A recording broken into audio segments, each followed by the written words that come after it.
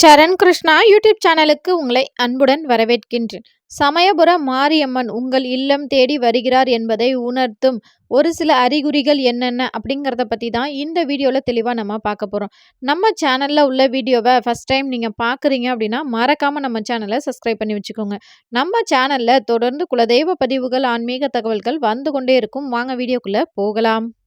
அந்த சமயபுர மாரியம்மன் உங்கள் இல்லம் தேடி வருகிறார் என்றால் முதல் அறிகுறி என்ன அப்படின்னு பார்த்தீங்கன்னா, உங்கள் கனவுகளில் அம்மன் காட்சி கொடுப்பது, வேப்பிலை கனவுல வருவது, ஒரு அம்மனின் அருள்வாக்கு கனவுல வருவது, செவ்வாடைகளை நீங்கள் கனவுல காண்பது, அது மட்டும் இல்லை நல்லா தூங்கிட்டு இருக்கும்போதே வேப்பிலை வாசம் மற்றும் மல்லிகை பூவின் வாசங்கள் தொடர்ந்து உங்களுக்கு வருவது, இது அனைத்துமே உங்கள் இல்லம் தேடி அந்த சமயபுர மாரியம்மன் உங்கள் வீட்டிற்கு வரப்போகிறார் அப்படிங்கிறத உணர்த்துகின்றது.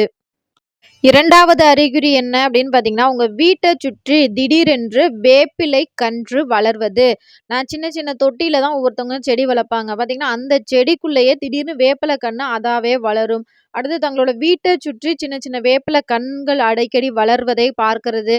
இது அனைத்துமே உங்கள் வீட்டிற்கு அந்த சமயபுர மாரியம்மனின் அனுக்கிரகம் நிறைவாக இருக்கின்றது. அந்த அம்மன் உங்கள் இல்லம் தேடி வரப்போகிறார் அப்படிங்கிறதையும் உணர்த்துகின்றது. அது மட்டும் அல்லாது உங்க வீட்டுக்கு திடீர்னு அந்த அம்மனின் திருவுருவ படங்கள், பிரசாதங்கள் உங்கள் இல்லம் தேடி வந்தாலும் நீங்க கட்டாயம் தெரிஞ்சுக்கலாம். உங்க வீட்டுக்கு அந்த சமயபுர மாரியம்மன் வரப்போகிறார் அப்படிங்கிறத.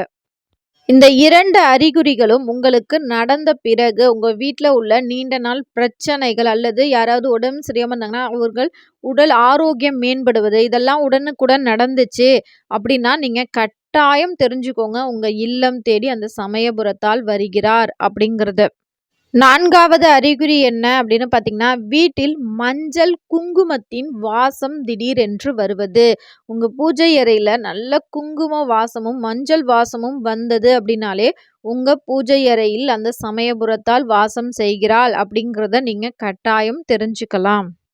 5வது அறிகுறி என்ன அப்படின்னு பார்த்தீங்கன்னா, சமயபுர மாரியம்மன் கோவிலுக்கு செல்ல வேண்டும் அப்படிங்கிற எண்ணங்கள் வருவது. அது மட்டும் இல்லாம வெள்ளி, செவ்வாய் நாட்கள்ல அவர்களை பற்றி எண்ணங்கள் மேலோங்குவது. நம் தூங்கும் போதும் ஒரு சின்ன குழந்தை வடிவிலான பச்சை ஆடைகள் கட்டிக்கொண்டு அல்லது கையில் வேப்பிலை ஏந்தி கொண்ட உருவங்கள் உங்களை அழைப்பது போல் அல்லது உங்கள் வீட்டிற்குள் வருவது போல், இது போன்ற எண்ணங்கள் அடிக்கடி உங்களுக்கு வந்து கொண்டே இருக்கின்றது அப்படின்னாலே, அந்த சமயபுர மாரியம்மன் உங்களை வெள்ளி அல்லது செவ்வாய்க்கிழமைகள்ல வந்து என்னை பாரு என உங்களை கோவிலிற்கு அழைக்கின்றாள் என அர்த்தம்.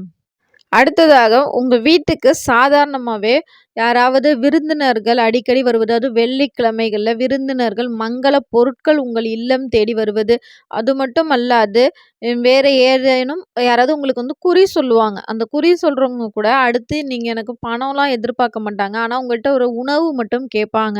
அதுவும் மஞ்சள் ஆடை, செவ்வாடை கட்டிக்கிட்டு இது போன்று உங்களுக்கு ஒரு குறி சொல்லி உங்களிடம் வெறும் உணவு மட்டும் கேட்டு வாங்கி கொண்டு சென்றார்கள் என்றால், அதுவும் அந்த தெய்வத்தின் ரூபமாகவே கருதப்படுகின்றது. உங்களுக்கு அம்மனை ரொம்பவே பிடிக்கும் அப்படின்னா, கட்டாயம் இந்த தை வெள்ளிக்கிழமைகள்ல இந்த ஒன்றையும் செய்ய மறக்காதீர்கள். அது என்ன செய்யணும் அப்படின்னு பார்த்தீங்கன்னா, இது உங்க குலதெய்வம், பெண் தெய்வமா இருந்தாலும் சரி, அல்லது உங்களுக்கு சமயபுரம் மாரியம்மனை ரொம்ப பிடிக்கும் அப்படின்னாலும் சரி, உங்களுக்கு அந்த தெய்வங்களின் படங்கள் வீட்ல வச்சிருப்பீங்க பார்த்தீங்களா, ஒரு வெள்ளிக்கிழமைகள்ல சுத்தமான குங்குமம், நல்ல தாழம்பு குங்குமம் வாங்கி, அந்த குங்குமத்தால் அர்ச்சனை செய்யுங்கள். உங்க வீட்ல எந்த பெண் தெய்வ படம் இருந்தாலும் சரி, அது குலதெய்வத்திற்கு செய்வது ரொம்ப உகந்தது. உங்களுக்கு சமயபுரம் மாரியம்மனை ரொம்ப பிடிக்கும்னா, அந்த தெய்வத்திற்கும் நீங்க தாராளமா செய்யலாம். குங்கும அர்ச்சனை ஒரு 27 முறை, 51 முறை அந்த தெய்வத்தின் பெயர் சொல்லி, ஓம் உங்களுக்கு பிடிச்ச தெய்வம் அல்லது உங்க குலதெய்வம் பெயர் சொல்லி, ஓம் குலதெய்வம் போற்றி, ஓம் குலதெய்வம் போற்றி, ஓம் சமயபுரத்தால் போற்றி, ஓம் அம்பிகையே போற்றி அப்படின்னு உங்களுக்கு பிடிச்ச அந்த பெண் தெய்வத்தின் பெயரை சொல்லி 51 முறை, 27 முறை, 38 முறை அல்லது 108 முறை உங்கள் விருப்பப்படி அந்த தெய்வத்திற்கு உங்களால் எத்தனை முறை சொல்ல முடியுமோ அத்தனை முறை சொல்லி குங்கும அர்ச்சனை செய்து அந்த தெய்வத்திற்கு ஏதேனும் ஒரு இனிப்பு வகைகள் அல்லது ஒரு பால் காய்ச்சி அதில் வெல்லம் கலந்த பால் வைத்து தீப தூப ஆராதனை காமிச்சு அந்த தெய்வத்தை வழிபாடு செய்யுங்க. ஒரு பெண் தெய்வத்தை வழிபாடு செய்வது ரொம்ப எளிமையான விஷயம்தான். இதை எளிமையான விஷயத்தை இதை நீங்கள் வீட்டில் செய்யும்போது உங்கள் வீட்டில் அனைத்து மங்கள காரியங்களும் சுப காரியத்தில் எந்த ஒரு தடையும் வராது.